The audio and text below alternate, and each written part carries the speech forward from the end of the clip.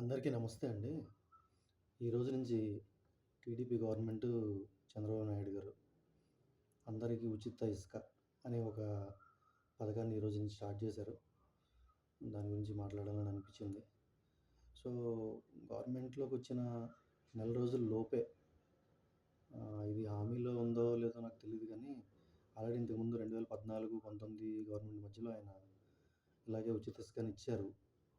అలాగ ఉచితంగా ఇసుక ఇచ్చి గవర్నమెంట్‌కి ఆహ్, ప్రభుత్వ ఆదాయానికి నష్టం చేకూర్చారని చెప్పి దీని మీద కూడా చంద్రబాబు నాయుడు గారి మీద కేసు పెట్టి ఆయన్ని జైలుకి పంపిద్దామని ట్రై చేశారు.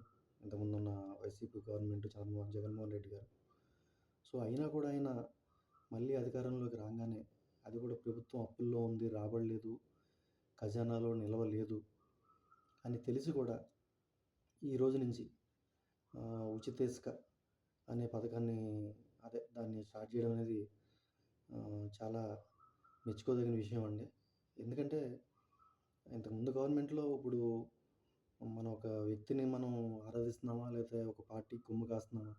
ఇలాంటి విషయాలన్నీ పక్కన పెడితే నిజంగా మంచి అంటే మంచి అని మాట్లాడుకోవాలి. చెడు అంటే చెడు అని మాట్లాడుకోవాలి.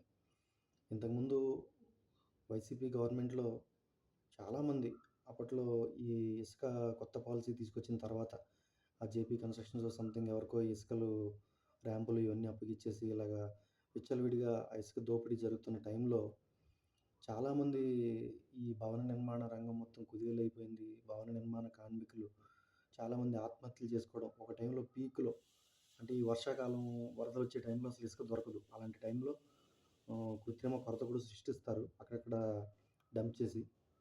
సో, అలాంటి టైంలో ఆహ్, చాలా చాలా పెద్ద సంఖ్యలో భవన నిర్మాణ కార్మికులు ఆత్మహత్యలు చేసుకుంటున్నారని చెప్పి గానీ, వలస వెళ్ళిపోతున్నారని చెప్పి గానీ, ఆ వలసలు ఆత్మహత్యలైతే ఆల్మోస్ట్ ఆ ఫ్రీక్వెన్సీ అనేది తగ్గినా గానీ, ఆల్మోస్ట్ ఆ పరిపాలన మొత్తం కొనసాగింది.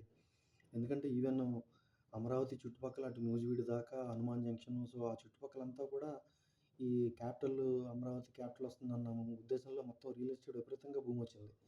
ఆ రియల్ ఎస్టేట్ భూముల ధరలు పెరిగినియి, రిజిస్ట్రేషన్స్ విపరీతంగా పెరిగినియి, కన్‌స్ట్రక్షన్‌లు స్టార్ట్ అయినియి. సో, అవన్నీ కూడా ఒక్కసారిగా ఆగిపోయినియి. సో, ఇదంతా ఎవరు ఒప్పుకున్నా, ఒప్పుకోకపోయినా ఇదంతా వాస్తవం. అంగీకరించి తీరాల్సిన వాస్తవం. సో, ఇలాంటి టైంలో ఈ ఉచిత ఇసుక అనేది నిర్మాణ రంగానికి కావచ్చు, నిర్మాణ రంగంలో ఉన్న కార్మికులకు కావచ్చు, పేదవాళ్ళకి కావచ్చు, మామూలు ప్రజలకు కావచ్చు, చాలా ఖచ్చితంగా ఇది మంచి శుభవార్త ప్లస్ వాళ్ళకి ఉపయోగపడే విషయం. ఎందుకంటే ఇంతకుముందు ఒక ట్రాక్టర్ ఇసుక అంటే ఆల్మోస్ట్ ట్రాక్టర్‌లో ఒక 5 టన్నుల దాకా పడతది. టన్ను అప్పుడు 1000, 1200 అలా ఉండేది నాకు తెలిసి. అంటే ఒక టన్ను ఒక ట్రాక్టర్ ఇసుక అంటే ఒక 7000 దాకా అయ్యేది. ఇప్పుడు అదే ఫ్రీ అంటే ఫ్రీ కాదు. ఒక 2000 దాకా మాత్రం ఖర్చయ్యే అవకాశం ఉంది. ఎందుకంటే అక్కడ కూలీలు వాళ్ళు వీళ్ళు ఉంటారు కదా! వాళ్ళకయ్యే ఖర్చు ప్లస్ ట్రాన్స్‌పోర్ట్ ఖర్చు. ఇలాంటి ఖర్చు మాత్రమే బేర్ చేస్తే మనకి ఒక 2000 లోపు 2000 మాక్సిమం 2000లో ఒక ట్రాక్టర్ ఇసుక దొరికే అవకాశం ఉంది. అది కూడా ఓన్లీ మామూలు సామాన్య ప్రజానీకానికి మాత్రమే. అదే బిల్డర్సు, కాంట్రాక్టర్సు లేకపోతే బయట రాష్ట్రాలకి ఎగుమతి అయ్యేది.